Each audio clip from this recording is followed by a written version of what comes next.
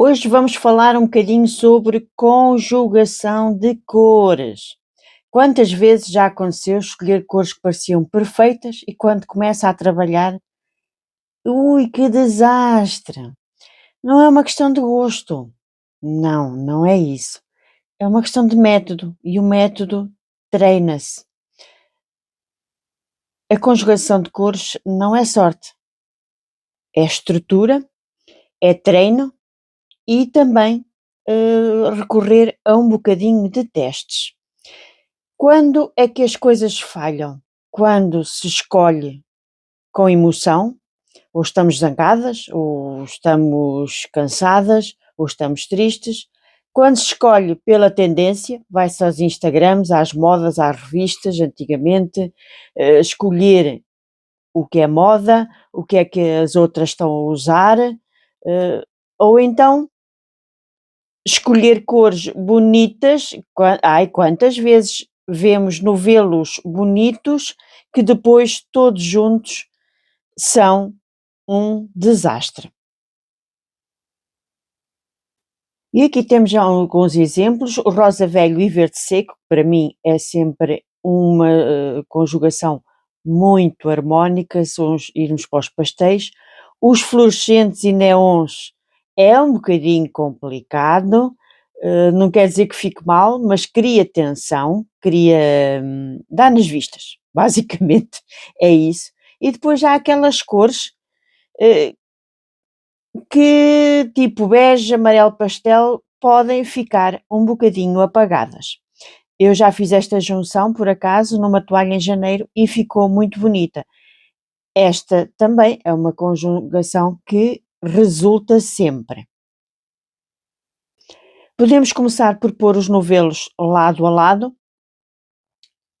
ver como é que ficam, pôr sempre perto de luz natural, não luz muito forte, mas pôr sempre perto de luz natural, deixar lá e voltar talvez no dia seguinte. Eu esta imagem até vou deixá-la no Agulhitas, porque tem aqui algumas noções que convém nós pensarmos com mais calma, porque há o equilíbrio, não é?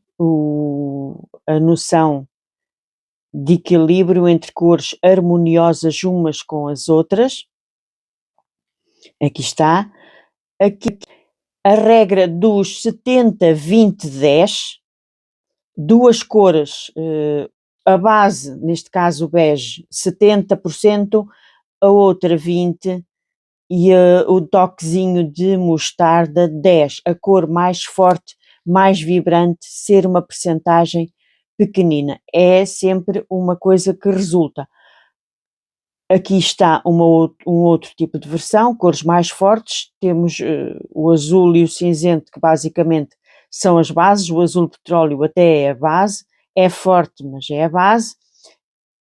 Depois há as frias e as quentes.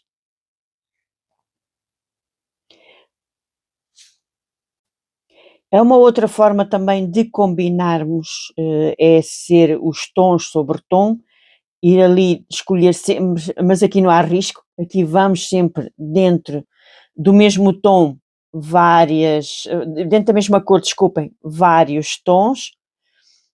Lá está, se usar uma cor vibrante, as outras devem ser suaves, não irmos todas vibrantes, haver ali um toquezinho, a maioria ser suave, é como eu às vezes mostro sempre, muito branco, muito cor cru e depois ali uma carreirazinha ou duas se o crochê for grande. Eu termino aqui que também vou deixar esta imagem no grupo Agulhitas, que é o seguinte: sim, nós podemos usar a paleta de cores, a paleta cromática, o círculo cromático, como queiram chamar. E depois há este tipo de combinações, ou opostas, ou seguidas, ou em triângulo, as complementares divididas, a fazer cruz ou quadráticas, tanto faz. Podemos usar, sim, na pintura e na decoração, na pintura de tela, por exemplo, usa-se recorre-se um bocadinho ao círculo cromático, mas no crochê nós não estamos a partir de algo em branco, pelo menos no crochê casa. Nós fazemos uma peça em crochê, uma parte em crochê, às vezes já tem bordado de outras cores, vai para um ambiente que quem faz para vender, por exemplo, não sabe muito bem o que é que lá está, por isso a peça em si não pode, no meu entender, e é aquilo, enfim, que me rege, é fazer elegante, não fazer elegante com um toquezinho pessoal, mas não muito, com muita presença, porque eu não sei o que é que a minha peça vai encontrar. Por isso eu tenho que ter, é uma escolha mais intuitiva, é uma escolha mais treinada. Quando eu pintava quadros ou quando eu fazia a decoração, por exemplo, uma pessoa entra numa casa, e estão as paredes todas brancas, aí podemos usar realmente o círculo cromático. No meu caso, agora aqui no crochê, não, eu trabalho mais por treino, por gosto e também com aquilo que quero comunicar com a peça. Geralmente opto sempre enfim, por um tipo de linguagem mais sossegado, mais equilibrado, mais calmo. Não quero fazer aquele crochê de autor, como eu vou falar daqui a bocadinho, alguma moda que existe.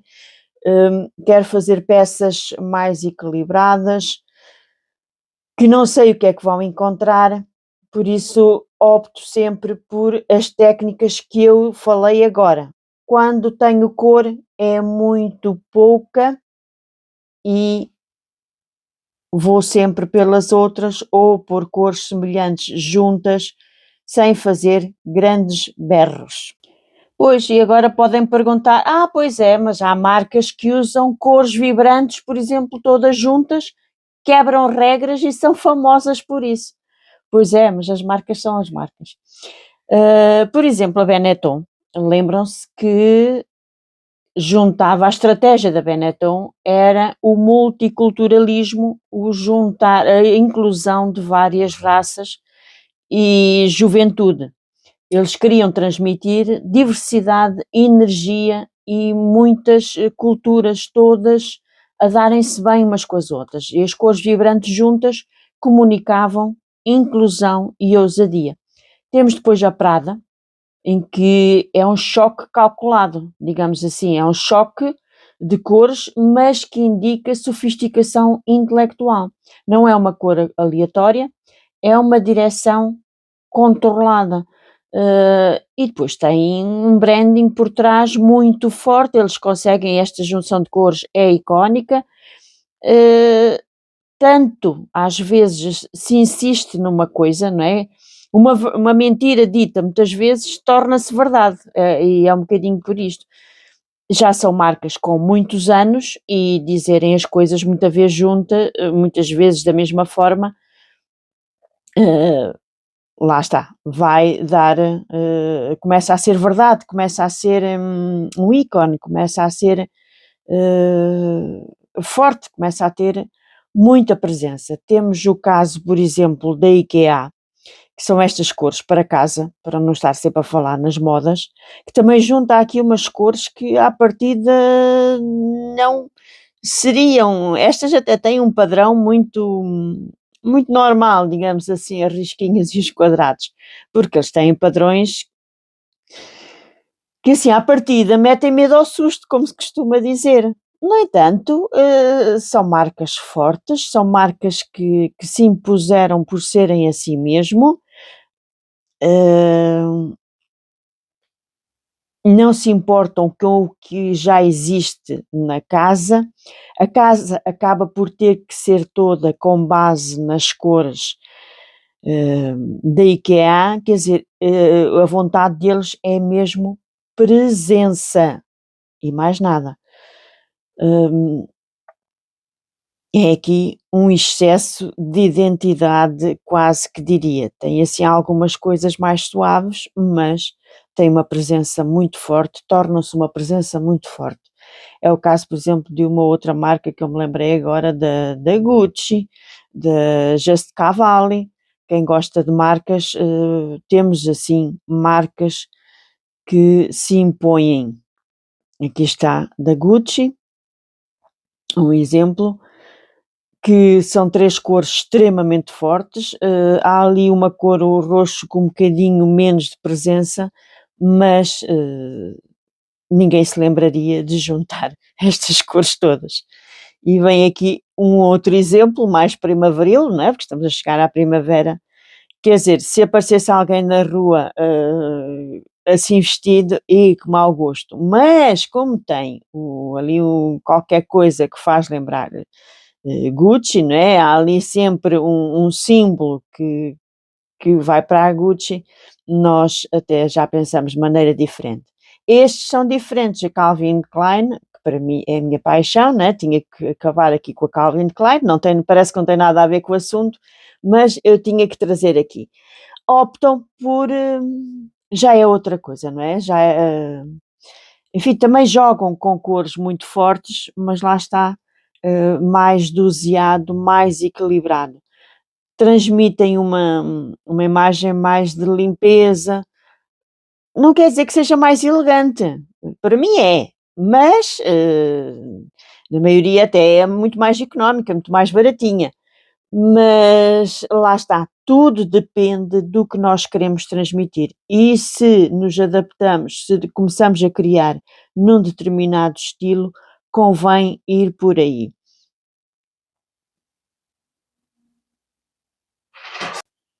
E o que é que isto tudo teve a ver com os nossos trabalhos? É assim, há regras, mas elas podem não se cumprir. Podemos estabelecer as nossas próprias regras. Temos que ter muita certeza do que estamos a fazer, temos que perceber se é isso que queremos transmitir. Eu confesso que não é muito de acordo com a minha identidade, e se às vezes arrisquei assim um bocadinho mais na cor, também foi nas peças que me enviaram para eu trabalhar. Neste momento já não tenho parcerias, para não estar precisamente sujeita a um caso como este, em que eu tive que trabalhar com cores muito fortes, que não faz parte muito da minha identidade, como este foi outro caso. Tudo bem, vendeu-se bem, gerou muitos comentários, mas não faz parte muito da minha. Eu, para misturar cores, só se for com o ponto Zis da Isabel. Então, é onde reparar que realmente é um ponto em que eu nunca faço só de uma cor, aí sim misturo cores, porque é um ponto muito fininho, muito baixinho. Eu não sou muito de arriscar, a minha identidade não é essa, porque se fosse eu arriscava bastante, mas realmente a minha identidade não é essa. Agora, tem que ver qual é a sua. E eu provei-lhe que não há regras, pode seguir o princípio que está no círculo cromático, como também pode não seguir. Vá pela sua intuição, junte as cores previamente, volte no dia seguinte para ver se ainda gosta de ver as mesmas cores juntas, faça testes, faça amostras, se realmente quer criar, quer fazer para vender, não é? E lembre-se sempre, nós, enfim, moda casa, temos que estar a pensar no que se vai encontrar.